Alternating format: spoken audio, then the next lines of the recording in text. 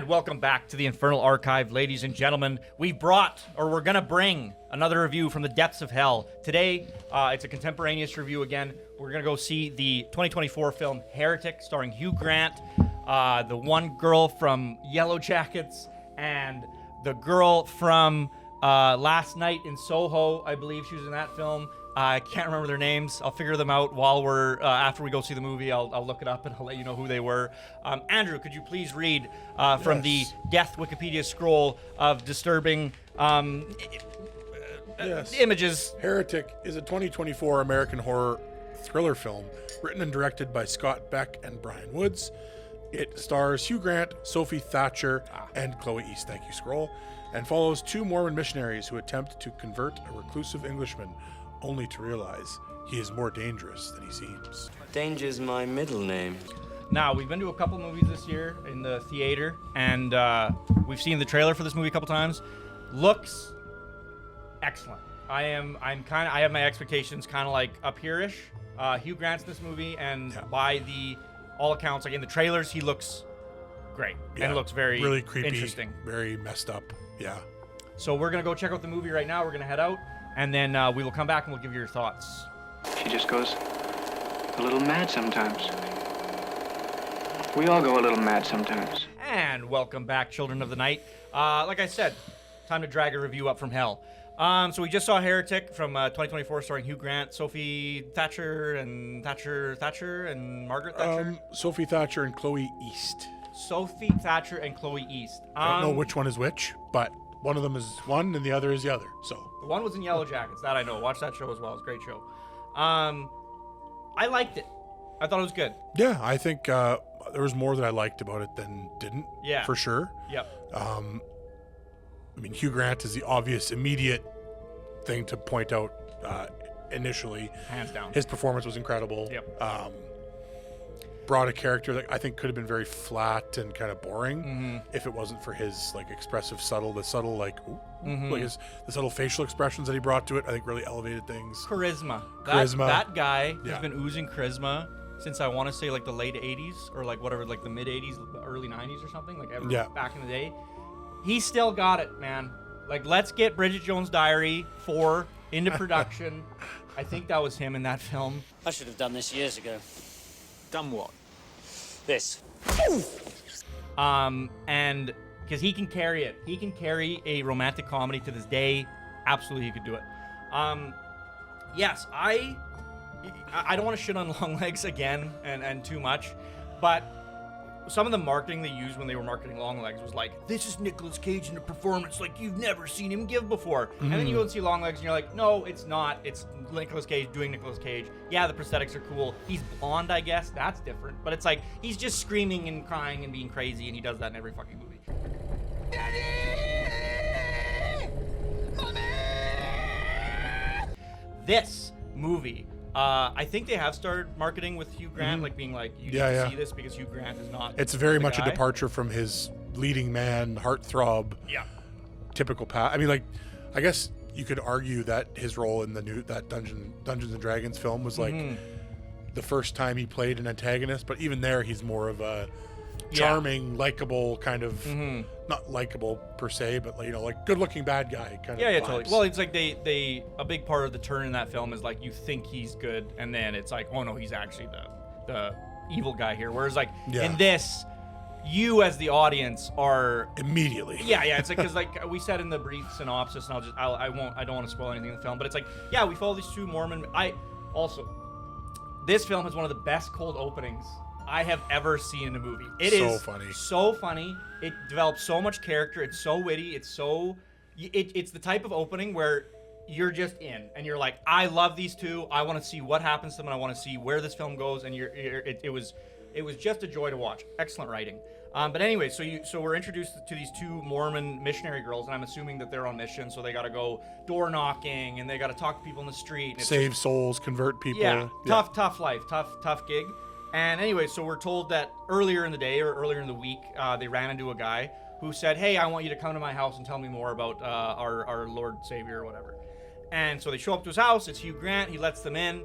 And pretty quickly, it's like the conversation evolves, I guess, into like philosophy and sort of existentialist questions and stuff, and then they're kind of going back and forth, and like he's very big on very specific questions about the Mormon Church. Like, yes, he has a Book of Mormon that's been annotated and hundreds of times. He's obviously very familiar with that. Well, he seems to be very familiar with a lot of religions. Yeah, and he keeps bringing up the fact that like what is the one true religion? If there's so many religions, like how do we know which one's the one true? And that's kind of his thing. And so he challenges these girls to kind of a battle of wits, I guess. And then we quickly find out that these girls aren't exactly allowed to leave the house in the way they came in, and then that's kind of the inciting incident, and then stuff rolls on from there. But yeah, I'll say like the casting, not only of Hugh Grant, because he was brilliant, but the casting of these girls in those roles was also brilliant. Like, they cast in Yellow Jackets, the one actress, she plays kind of a more alternative individual, like a kind of a punk rocker indie girl, I guess. Because I'm not a fucking asshole. And in this film, it's not quite that way, but the brunette girl, she kind of plays the more like, I'm worldly, I converted to Mormonism later, like I've seen some other religions and I've seen some stuff or whatever. And then there's another girl who was like born and raised in the church, one of 8 daughters. Yeah, one of 8 daughters, totally. And they were brilliant. I'll say this too, like that girl, the one who's like born into the church, I've seen her in other stuff before. I didn't realize it was her until like midway through the movie, and I'm like, oh, that's the fucking actress from Last Night in Soho, because she's usually like brunette, and they something about the way they changed her look and her overall demeanor was like was really interesting in terms of like, well, and especially in a film where there's like, even counting like random extra roles, there's essentially 3 people in this film, 3 characters with like, you know, 2 or 3 extras literally. Yeah, totally. So your casting has to be on point if the entire film is going to revolve around 3 characters and 3 actors.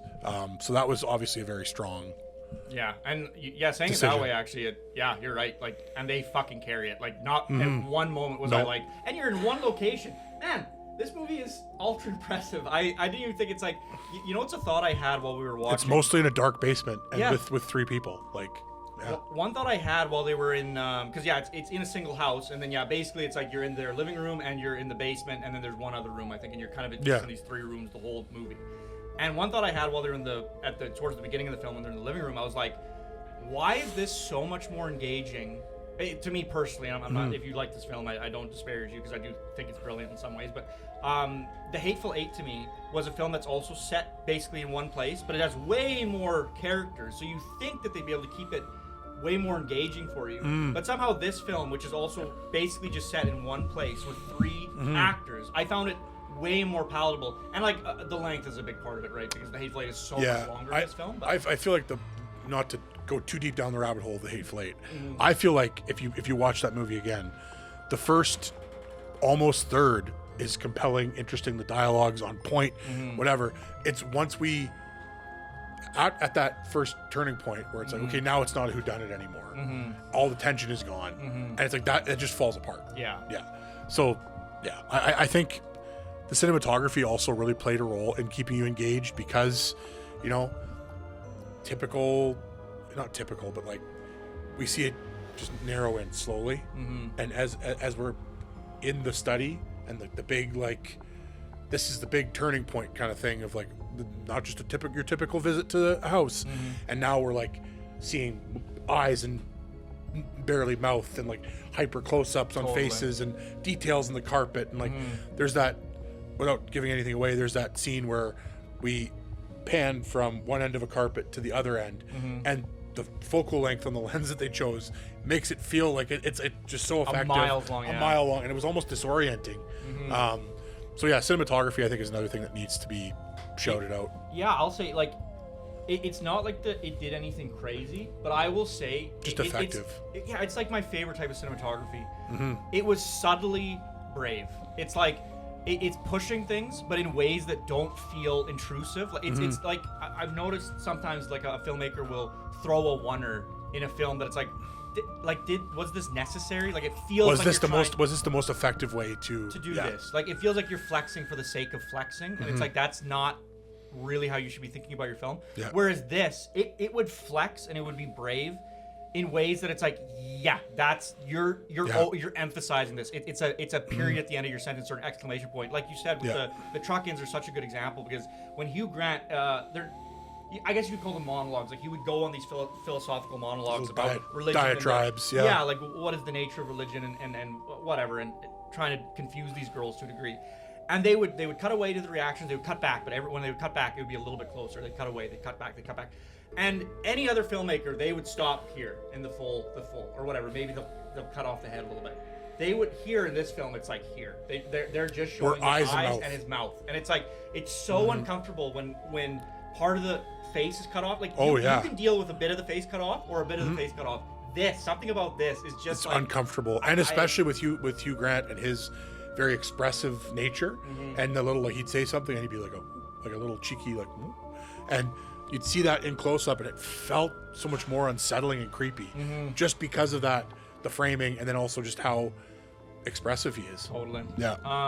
There's this really quick scene. I don't want to ruin it, but it's like even the use of effects in this film. There isn't like a ton of like special effects work, but the use of it was like really subtle and really tasteful. There's this moment at the end. So Hugh Grant's house is, I don't want to spoil anything, but it's kind of like a big puzzle room. In a way, I don't want to give too much away, but like just imagine it's kind of a puzzle room, right? He's constructed it very purposefully for a very specific purpose. And anyway, so he has a miniature of the house he has a miniature of the house inside of the house, and there's this scene when one of the girls is like fleeing, I guess. And then they show her in the miniature to like place you within the house and to like show this direct connection between the house and the miniature. And it pans up from the miniature to her walking through the door. And it was very like simultaneously disorienting and also like, okay, she's here now. Yeah. And it's a really weird like sensation because you feel very disoriented because of how the shot is composed. But at the same time, you're like, right, so she's in this part of the house now. So it's like this weird orienting, but also disorienting. And you putting it that way is actually, I think, perfect because it's like it kind of puts you into her shoes. Like totally. You probably feel the sensation she's feeling, where it's like I'm not so familiar with this house, but I'm starting to get the lay of the land or whatever. So yeah, I thought that was really, like I said, the cinematography, effects work, just really tastefully subtle, pushing things in brave ways that I really appreciate. Like. I think like on a technical level, and when I say technical, I mean like performances, lighting, cinematography, all that stuff. To me, this film is like a 10 out of 10 kind of across the board in terms of like the technical aspect of it. Totally, I agree. The only spot where I felt like this film didn't quite reach the heights it was aiming for was in the writing. And in particular in the story structure, I would say a little bit.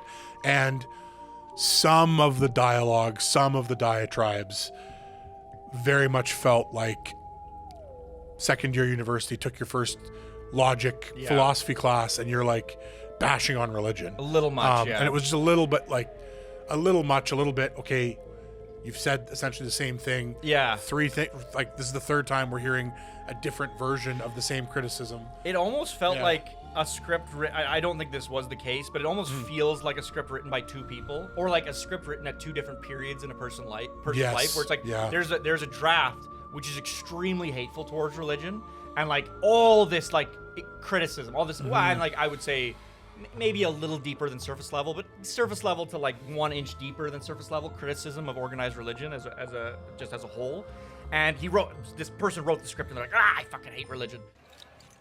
I've lost my religion. I put no stock in religion. And then like 10 years later, they were like, okay, I'm going to keep some of this because there's something interesting in this pure emotion, but I'm going to try to like not be so critical. And then it's like, I'm going to write in these two Mormon girls as my protagonists, and I'm going to write in this, and like, I'm going to whatever. And then adding these elements to like kind of keep it from just feeling like this hate fest or whatever. And so I'll say it's like, it does the film, because it does have flares of that hate, but it doesn't end up like the whole picture doesn't, you don't feel the hate as a full picture. Like that's not the message you take leaving the film, is that it's a lot more neutral, really. Totally. Still slightly one way, but like way more. If it was hate, and then belief on the other side. We're like maybe a little bit on the skewing a little bit more towards the, but still quite neutral. Yeah, exactly. Yeah. And the film was fucking entertaining as hell, but like Andrew said, it was just like there's moments in this film that feel, I'm not gonna say it's all the way into like the Deus Ex Machina territory, but it's like, really, like I don't think you'd figure that shit out that quickly. Like that seems like no human being would make such a leap to that degree. Things that work in service of the overall allegory they're trying to make, I think, but maybe in terms of a cohesive narrative, aren't explained as well as they could or should be. Yeah. So it doesn't take you out of the film by any means, but like you watch it and you're like, oh, wait a second. It's like there's moments, and there's not a ton of them, but there's moments in the film, and I kept saying, and I think it's a good way to put it, is like, it's not bad, it feels clunky. It feels like, yeah, exactly. If you got like a Steven Soderbergh or some like fucking crazy good writer to come in and just be like, let's just clean up the dialogue a little bit, like let's maybe hint at this a little more, let's seed some hints at this, because there's one, I don't want to give anything away, but one character like ends up being brilliant, and it's just not really set up in a way that could have been subtly set up earlier in the film. Again, I think it works to service the overall allegory they're going for. Totally. It fits right in with that thing, but in terms of like the narrative, it just doesn't. It's not set up, and I think it takes away from the overall film in a way that if there had been a little bit more polishing, it could have. If it's like a 7.5 or an 8, it could have been like a 9 or a 10. Yeah, with a little bit more. That's the thing, is like, could there have been a way to refinement. Still service the allegory, but then also still? That's the question. That's the thing, is like, could we have skirted that line a little bit neater, cleaner, whatever? And then there's really one, I'll say. There's one overt moment of dialogue which to me was like really eye rolling, and it was like, I would have fully cut this out of my script. I just would not have had this line, because it's such a... Seeing as it's written by two people, I would be... It was written by two people? Yeah. Oh, okay. So I imagine that there were fierce arguments about that line of dialogue. If I had to put my money on it, I would bet that one of them was like, no, it's great. It's a perfect little bow on the whatever. And the other guy's like, it's too on the nose and cheesy and whatever. Yeah. And I think there was a lot of back and forth about that one particular line. And the devil won out in that regard. Yeah. This is like a Ben Affleck, Matt Damon situation where it's like Matt Damon writes the whole thing, and then he's like, then this other guy comes in, puts some cheesy one-liners in, puts his name written by, or whatever. No, it's a good. It was very well written overall. I would say it was, and I think above all, and this should be brought up more in films, because I think some films fail at this, and I think a film should be lauded when they do it well. It was fucking entertaining, beginning to end. It was funny. It was spooky. I'm not gonna say it was like an outright horror movie. Like it's not trying to jump. It has some little jump scares, but it's like that's not really its primary goal. It's more cerebral. It's trying to get you thinking. It's trying to get think more thriller, more on the psychological horror thriller side rather than outright spooky. The detective part, what it reminded me of a little bit, obviously, like, this is more schlocky, but the detective sections of the Saw films, not the body horror parts, but the detective sections, it was kind of that level of horror where it's like, maybe there's a man in a pig mask that's about, and like that keeps the tension up. There's not a man in a pig mask, but you keep thinking maybe something's gonna jump up, maybe there's gonna be something.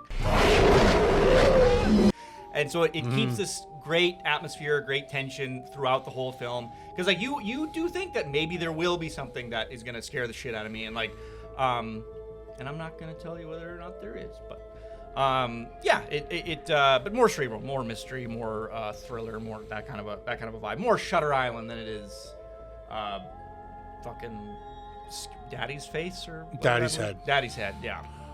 And anything else you think's worth mentioning? No, I think hopefully this review comes out in time for you to go see it in theaters. I do think it's worth seeing in theaters. Yep.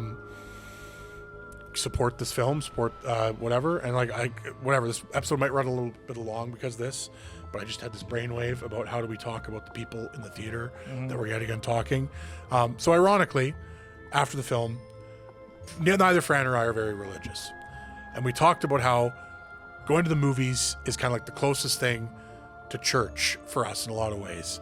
And it's an environment where we respect. We respect those around us. We respect the we have respect and the spirit of it. Like, yeah, it's like there's deference that we pay to the people, fellow people in the theater, to the film itself, to the people who put the time and effort into making this film, to give them the attention. There are unwritten rules / also written rules that we like to follow when we go to the theater. And yeah, without going too much into the weeds on this, there was a group of people that came in a little bit late. They had their phones on. They were also 2 very inappropriately aged children that were with them. And it was just very uncomfortable and it impacted our viewing experience. To the point where at one point our father's phone went off for the second time, I think. It went off, so he got texts, sound, ringers on. He gets a phone call, ringers on. Hello? And then I said to myself, if that ringer goes off one more time, I'm standing up and I'm going to the exact opposite side of the theater. I'm sitting down. Ringer goes off again. Boom. I'm out of there, baby. Like, no issue. Yes. Please, people. Polite society doesn't have to be dead. We don't have to kill it with a gun. We can keep it alive. We can go. We can be respectful of others. You can go. You know what? You don't need to look at your fucking phone for 2 hours. Put it fucking away. Or don't go to the fucking movies. If you are a medical doctor and you can't not look at your phone, watch movies at fucking home. Like, you don't have to go to the theater. It's not a thing you have to do. Nowhere is there a thing that says you must go to the movie theater. You don't have to. If you want to be on your phone, go home. Be on your fucking phone, man. That's awesome. I love that you want to be on your phone. Fucking do it at home, not in my fucking movie theater. Don't waste my motherfucking time. Please, don't go see movies in theaters. You don't want to. You want to sit there on your phone. So be on your phone. It's fine. I don't Save mind. the money. Save your money. Why pay a ticket if you don't even want to fucking see the movie? I would love a blood pressure monitor on me when I talk about this because I go fucking insane. But I'll cut myself off there. Yes. Thank you so much for watching this episode of the Infernal Archive. Season 2 coming soon. I'm sure this is going to come out before season 2's. Yep, we releasing, got. so. We're gonna see if we can get some of these out in November. Call it NOPEvember. I was thinking it's extremely clever, very clever to call it NOPEvember. Very clever, much super wordplay. Funny. Yes, be polite to others. Be considerate to others in the setting you're in. Don't piss on people's windshields. Like, that's not nice. I wouldn't do that.